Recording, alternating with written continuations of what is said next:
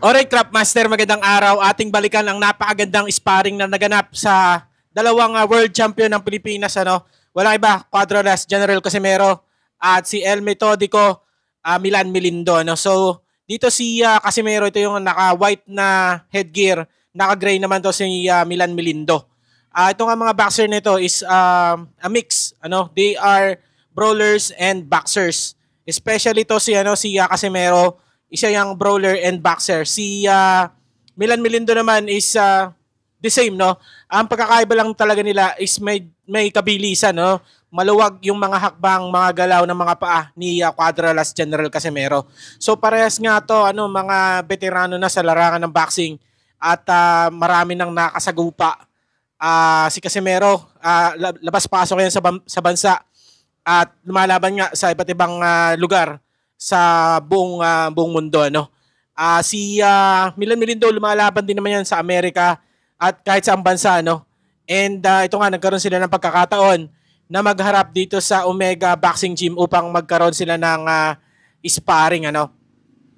Sige, ating alamin yung naging laban ng dalawa.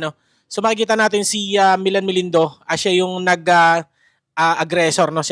This time siya ang aggressor at staying on his ground and moving forward na paunti-unti. While General Casimero gumagamit ng body movement, gamit ng jabs and pag-abot ng kanyang kanang or kaliwang kamay or yung kanyang lead hand. Laging nakaamba, laging nakajab, laging nakatuon. And yun, may mga patama na ginagawa si Casimero sa katawan ni Milan Milindo. So wala pang sagot si Milan Milindo. And malikot nga to si Casimero, nasa rhythm, nasa rhythm yung likod ni Casimero, hindi yung masyadong malikot, tamang-tama lang, kumbaga man nasa tono talaga. So Casimero siya naman ang nagpapaatras dito kay Milan Milindo. So tingnan natin ang round 2 and bakbakan na again. And Casimero talagang gumagamit siya ng pag-atake, talagang sumusuot siya kumbaga man. And humahanap siya ng butas dito kay Milan Milindo. Well, Milan Milindo, tamang relax lang and salag-salag muna. Hindi siya masyado umiilag dito kay Casimero. More likely mga salag, parry ang ginagawa na depensa ni Milan Milindo. Samantalang ito si Casimero, yung jabs niya or yung pagtuon niya, minimix niya yan sa kanyang jabs. So on that way, hindi niya mahirapan yung kalaban na basahin kung jabs ba or basta tuon lang. So nag-aalangan nga si Milindo na kumagat doon sa kaliwa na ginagawa ni Cuadrolas dahil maaring bumigay ng kanan bigla to si Casimero. So sa knockout ratio, mas mataas yung KO ratio ni Cuadrolas. And syempre maganda yung current standing ng record ni Casimero kontra dito kay El Metodico, Milan Milindo. But then again, these are world champion. So napakahaba ng mga experience and napaka magulang na sa larong ito. So makita natin medyo may katangkaran si Casimero dito kay Milan Milindo. And si Milan Milindo naman medyo makapal, mas makapal yung pangangatawan sa laban nilang ito. So Cuadrolas, medyo skinny pa yung likod niya, pero yan, humaharap dito at nagpapatama ng kaliwa. So makikita mo si Casimero pag sumuntok and open siya, matatamaan siya. Ang ginagawa niya, sinasabayan pa rin niya, isinasabay niya sa paglingon yung suntok upang mabawasan nga yung persa or yung impact na ginagawa nung suntok ni Milan Milindo. So isang mahusay at napakagulang na estilo.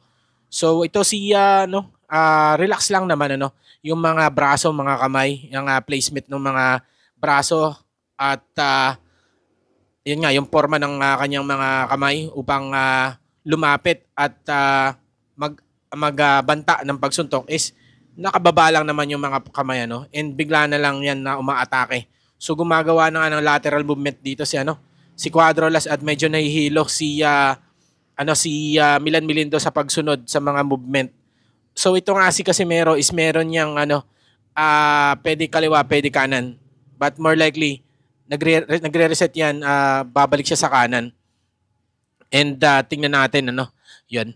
And nagre-reset nga siya, pero pwede siyang umatake kahit nakakaliwa siya, Pwede siya bumanat ng suntok. And ito nga, gumagamit to si Casemiro ng multiple defense. Gamit yan ng pag-ilag, pagsalag, pag-parry, pag-block, no? Shoulder roll, gumagamit din yan. And syempre, gumagalaw din sa ibabaw ng lona. Pocket defense, yan. Kompleto, no? Si Casemiro. And napakaganda nito, no? Napakaganda ng sparring na to. Nagpapakawala ng double left hook. Si Milan Melindo, tinamaan nga doon sa panga. Si Cuadro Alas. And yung instinct ng suntok, no, talagang nararamdaman ni Casemiro, nasasabayan niya talaga. So hindi naman nakaharang yung mga kamay or mga kamao ni Casemiro sa kanyang mukha or sa mata. On that way, nakikita niya talaga. Nararamdaman niya, nakikita niya, na-anticipate niya yung gagawing pag-counter dahil yun ang hinahanap ni Milan Melindo dahil nga ngayon is umaatras naman si Milan Melindo. So yun ang hinahanap talaga ni Milan Melindo, yung counter. Pero nandun yung mga pakiramdam, mata, yung pakiramdam ni Casemiro para makailag or sabayan yung suntok, masalag or mailagan. So dito, pinipira-piraso ni Cuadro Alas, ito si Milan Melindo. Pero hindi naman persado lahat ng suntok, no? Touch, and meron lang time talaga siya bibigay ng isa, dalawang ng malakas sa suntok. Pero busy yung mga kamay ni Cuadro Alas. Maaring hindi persado pero nandun inaabot-abot niya to si Milan Melindo. So pinapari naman ni Milan Melindo yung jabs na ginagawa ni Cuadro Alas. So nakikita niyo yung kanan ni Milan Melindo. So pinapari niya yung suntok na jabs ni Cuadro Alas. So dito na tayo sa round 4. And medyo mahaba-haba ito, no? Pero masarap naman panoorin. At this time umaatake pa rin, no? Si Casemiro naman nagpapakita ng pag-atake mula round 2 up until now, no? So tingnan natin ang gagawing depensa ni Milan Melindo. So ayan, kumapit si Milan Melindo. Milan Melindo hindi to gumagamit ng shoulder roll. More likely mga ganda ng uppercut doon yan, no? Lumusot. More likely high guard talaga ang ginagamit ni Milan Melindo. Okay, tingnan natin dito sa may gilid ng lubed. Nakakaliwa naman si Casemiro. Tingnan nyo. Kaliwete naman ang ginagawa ni Casemiro dito. So, it's more hindi pwedeng magre-rely ka lang, no, sa isang estilo. So, talaga sa boxing kailangan talaga multidimensional ka. Pwede ka kaliwa, pwede kanan, suntok mo pwede sa katawan, sa mukha. Depensa mo hindi lang salag, hindi lang ilag. Kailangan talaga marunong ka mag-parry, sumalag lahat. And yung footwork mo, no, hindi lang pwedeng atras lang, atras, abante, takbo sa kaliwa. Dapat talaga multidimensional talaga. So, you have to be complete as far as you can dito sa mundo ng boxing. And syempre may lakas ka ng suntok and isang katangian talaga yan na mahirap kompletuhin, no?